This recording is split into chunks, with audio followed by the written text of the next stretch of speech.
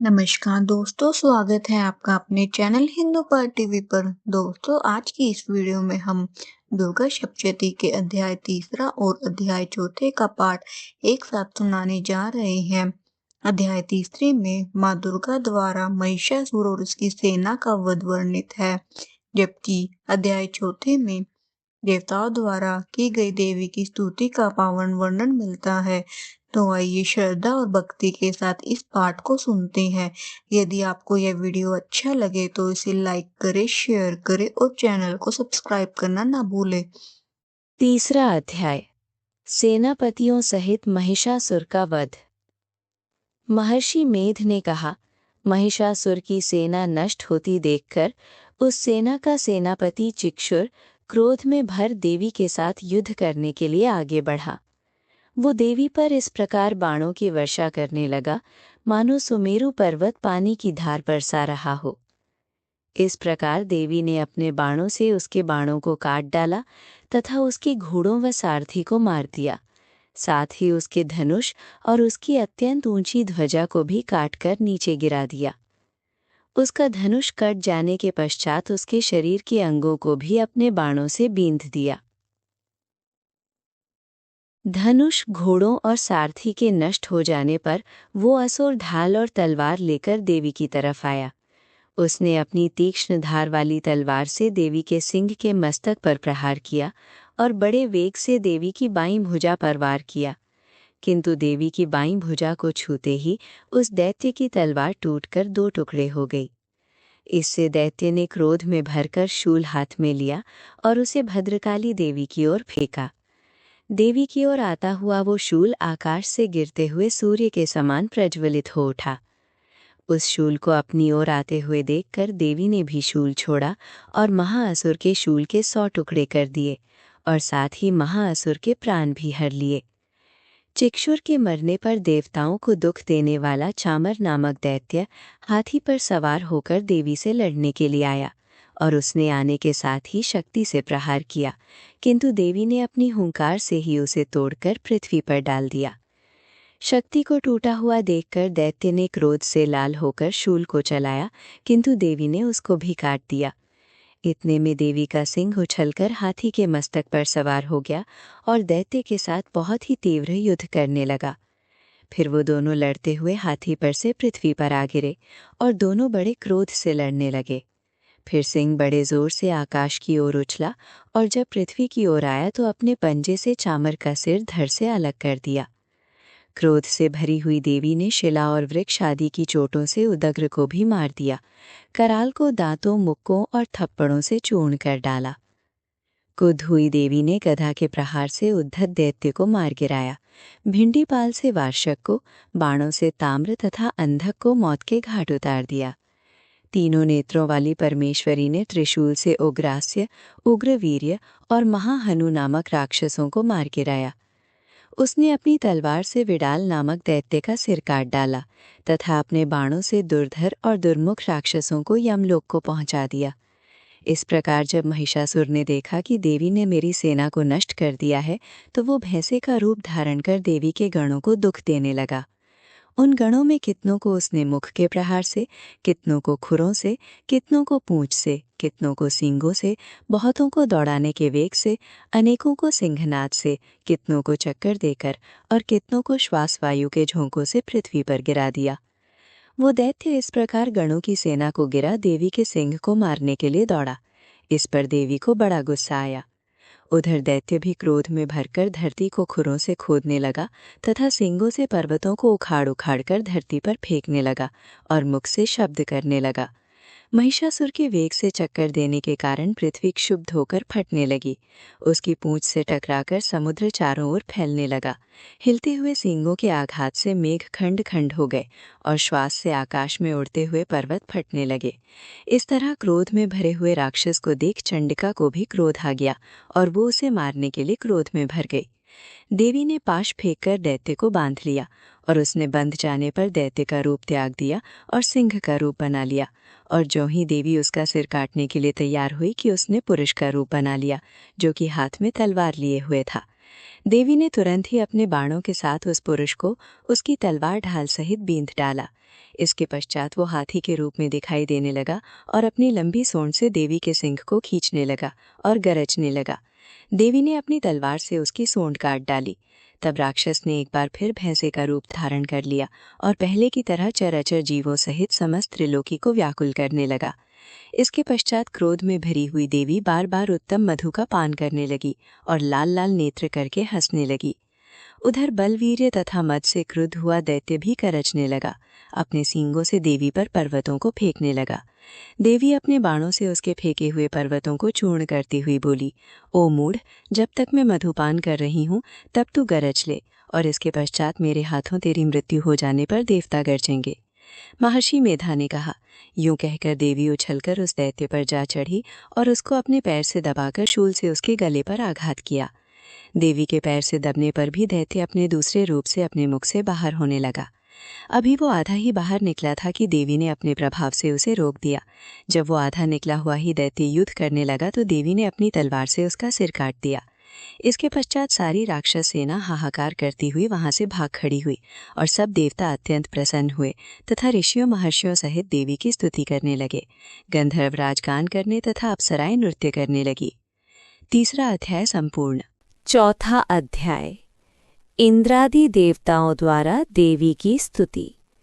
महर्षि मेधा बोले, देवी ने जब पराक्रमी दुरात्मा महिषासुर को मार गिराया और असुरों की सेना को मार दिया, तब इंद्रादि समस्त देवता अपने सिर तथा शरीर को झुकाकर भगवती की स्तुति करने लगे। जिस देवी ने अपनी शक्ति से ये जगत व्याप्त किया है और जो संपूर्ण देवताओं तथा महर्षियों की पूजनीय है, उस अंबिका को हम भक्तिपूर्वक नमस्कार करते हैं। वो हम सबका कल्याण करे। जिस अतुल प्रभाव और बल का वर्णन भगवान विष्णु, शंकर और ब्रह्मा जी भी नहीं कर सके, वही चंडिका देवी इस संपूर्ण जगत का पालन करे और अशुभ भय का नाश करे।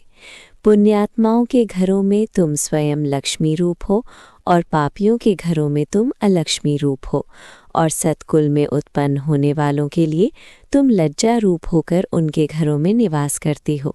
हम दुर्गा भगवती को नमस्कार करते हैं। हे देवी, इस विश्व का पालन करो। हे देवी, हम तुम्हारे अचिंत्य रूप का किस प्रकार वर्णन करें। असुरों का नाश करने वाले भारी पराक्रम तथा समस्त देवताओं और दैत्यों के विषय में जो तुम्हारे पवित्र चरित्र हैं, उनका हम किस प्रकार वर्णन करें। हे देवी, त्रिगुणात्मिका होने पर भी तुम संपूर्ण जगत की उत्पत्ति का कारण हो। हे देवी, भगवान विष्णु, शंकर आदि किसी भी देवता ने तुम्हारा पार नहीं पाया। तुम सबकी आश्रय हो। ये संपूर्ण जगत तुम्हारा ही अंशरूप है, क्योंकि तुम सबकी आदिभूत प्रकृति हो। हे देवी, तुम्हारी जिस नाम के उच्चारण से संपूर्ण यज्ञों में सब देवता तृप्ति लाभ करते हैं, वो स्वाहा तुम ही हो। इसके अतिरिक्त तुम पितरों की तृप्ति का कारण हो, इसलिए सब आपको स्वधा कहते हैं। हे देवी, वो विद्या जो मोक्ष को देने वाली है, जो अचिंत्य महाज्ञान स्वरूपा है, तत्वों के सार को वश में करने वाले, संपूर्ण दोषों को दूर करने वाले, मोक्ष की इच्छा वाले मुनिजन जिसका अभ्यास करते हैं, वो तुम ही हो। तुम वाणी रूप हो और दोष रहित ऋग तथा यजुर्वेदों की एवं उद्गीत और सुंदर पदों के पाठ वाले सामवेद की आश्रय रूप हो। तुम भगवती हो। इस विश्व की उत्पत्ति एवं पालन के लिए तुम वार्ता के रूप में प्रकट हुई हो और तुम संपूर्ण संसार की पीड़ा हरने वाली हो। हे देवी, जिससे सारे शास्त्रों को जाना जाता है, वो मेधा शक्ति तुम ही हो और दुर्गम भवसागर से पार करने वाली नौका भी तुम ही हो। लक्ष्मी रूप से विष्णु भगवान के हृदय में निवास करने वाली और भगवान महादेव द्वारा सम्मानित गौरी देवी तुम ही हो। मंद मुस्कान वाले, निर्मल पूर्ण चंद बिंब के समान और उत्तम सुवर्ण की मनोहर कांति से कमनीय तुम्हारे मुख को देखकर भी महिषासुर क्रोध में भर गया। ये बड़े आश्चर्य की बात है। और हे देवी, तुम्हारा यही मुख जब क्रोध से भर गया तो उदय काल के चंद्रमा की भांति लाल हो गया और तनी हुई भौहों के कारण विकराल रूप हो गया। उसे देखकर भी महिषासुर के शीघ्र प्राण नहीं निकल गए। ये बड़े आश्चर्य की बात है। आपके कुपित मुख के दर्शन करके भला कौन जीवित रह सकता है। हे देवी, तुम हमारे कल्याण के लिए प्रसन्न हो। आपके प्रसन्न होने से इस जगत का अभ्युदय होता है, और जब आप क्रुद्ध हो जाती हैं तो कितने ही कुलों का सर्वनाश हो जाता है। ये हमने अभी अभी जाना है कि जब तुमने महिषासुर की बहुत बड़ी सेना को देखते देखते मार दिया है। हे देवी, सदा अभ्युदय प्रताप देने वाली, तुम जिस पर प्रसन्न हो जाती हो वही देश में सम्मानित होते हैं। उनके धन यश की वृद्धि होती है, उनका धर्म कभी शिथिल नहीं होता है, और उनके यहाँ अधिक पुत्र पुत्रियाँ और नौकर होते हैं। हे देवी, तुम्हारी कृपा से ही धर्मात्मा पुरुष प्रतिदिन श्रद्धापूर्वक यज्ञ करता है और धर्मानुकूल आचरण करता है, और उसके प्रभाव से स्वर्गलोक में जाता है, क्योंकि तुम तीनों लोकों में मनवांछित फल देने वाली हो। हे माँ दुर्गा, तुम स्मरण करने पर संपूर्ण जीवों के भय नष्ट कर देती हो, और स्थिर चित्त वालों के द्वारा चिंतन करने पर उन्हें और अत्यंत मंगल देती हो। हे दारिद्र्य दुखनाशिनी देवी, तुम्हारे सिवा दूसरा कौन है? तुम्हारा चित्त सदा दूसरों के उपकार में लगा रहता है। हे देवी, तुम शत्रुओं को इसलिए मारती हो कि उनके मारने से दूसरों को सुख मिलता है। वो चाहे नरक में जाने के लिए चिरकाल तक पाप करते रहे हों, किंतु तुम्हारे साथ युद्ध करके सीधे स्वर्ग को जाएं, इसीलिए तुम उनका वध करती हो। हे देवी, क्या तुम दृष्टिपात मात्र से समस्त असुरों को भस्म नहीं कर सकती? अवश्य ही कर सकती हो, किंतु तुम्हारा शत्रुओं को शस्त्रों के द्वारा मारना इसलिए है कि शस्त्रों के द्वारा मरकर वे स्वर्ग को जावे। इस तरह से हे देवी, तुम्हारे उन शत्रुओं के प्रति भी तुम्हारा विचार उत्तम है। हे देवी, तुम्हारे उग्र खड्ग की चमक से और त्रिशूल की नोक की कांति की किरणों से असुरों की आंखें फूट नहीं गईं। उसका कारण ये था कि वे किरणों से शोभायमान तुम्हारे चंद्रमा के समान आनंद प्रदान करने वाले सुंदर मुख को देख रहे थे। हे देवी, तुम्हारा शील बुरे वृतांत को दूर करने वाला है, और सबसे अधिक तुम्हारा रूप है, जो ना तो कभी चिंतन में आ सकता है और ना जिसकी दूसरों से कभी तुलना ही हो सकती है। तुम्हारा बल व पराक्रम शत्रुओं का नाश करने वाला है। इस तरह तुमने शत्रुओं पर भी दया प्रकट की है। हे देवी, तुम्हारे बल की किसके साथ बराबरी की जा सकती है, तथा शत्रुओं को भय देने वाला इतना सुंदर रूप भी और किसका है? हृदय में कृपा और युद्ध में निष्ठुरता, ये दोनों बातें तीनों लोकों में केवल तुम ही में देखने में आई हैं। हे माता, युद्ध भूमि में शत्रुओं को मारकर तुमने उन्हें स्वर्गलोक में पहुंचाया है। इस तरह तीनों लोकों की तुमने रक्षा की है, तथा उन उन्मत्त असुरों से जो हमें भय था उसको भी तुमने दूर किया है। तुमको हमारा नमस्कार है। हे देवी, तुम शूल तथा खड्ग से हमारी रक्षा करो, तथा घंटे की ध्वनि और धनुष की टंकोर से भी हमारी रक्षा करो। हे चंडिके, आप अपने शूल को घुमाकर पूर्व पश्चिम उत्तर तथा दक्षिण दिशा में हमारी रक्षा करो। तीनों लोकों में जो तुम्हारे सौम्य रूप हैं तथा घोर रूप हैं उनसे हमारी रक्षा करो, तथा इस पृथ्वी की रक्षा करो। हे अंबिके, आपके कर पल्लवों में जो खड्ग शूल और गदा आदि शस्त्र शोभा पा रहे हैं उनसे हमारी रक्षा करो। महर्षि बोले कि इस प्रकार जब सब देवताओं ने जगत माता भगवती की स्तुति की और नंदवन के पुष्पों तथा गंधनुलेपों द्वारा उनका पूजन किया, और फिर सबने मिलकर जब सुगंधित व दिव्य धूपों द्वारा उनको सुगंधि निवेदन की, तब देवी ने प्रसन्न होकर कहा, हे देवताओं, तुम सब मुझसे मनवांछित वर मांगो। देवता बोले, हे भगवती, तुमने हमारा सब कुछ कार्य कर दिया, अब हमारे लिए कुछ भी मांगना बाकी नहीं रहा, क्योंकि तुमने हमारे शत्रु महिषासुर को मार डाला है। हे महेश्वरी, तुम इस पर भी यदि हमें कोई वर देना चाहती हो तो बस इतना वर दो कि जब जब हम आपका स्मरण करें तब तब आप हमारी विपत्तियों को हरण करने के लिए हमें दर्शन दिया करो। हे अंबिके, जो कोई भी तुम्हारी स्तुति करे तुम उनको वित्त समृद्धि और वैभव देने के साथ ही उनके धन और स्त्री आदि संपत्ति बढ़ावे और सदा हम पर प्रसन्न रहें।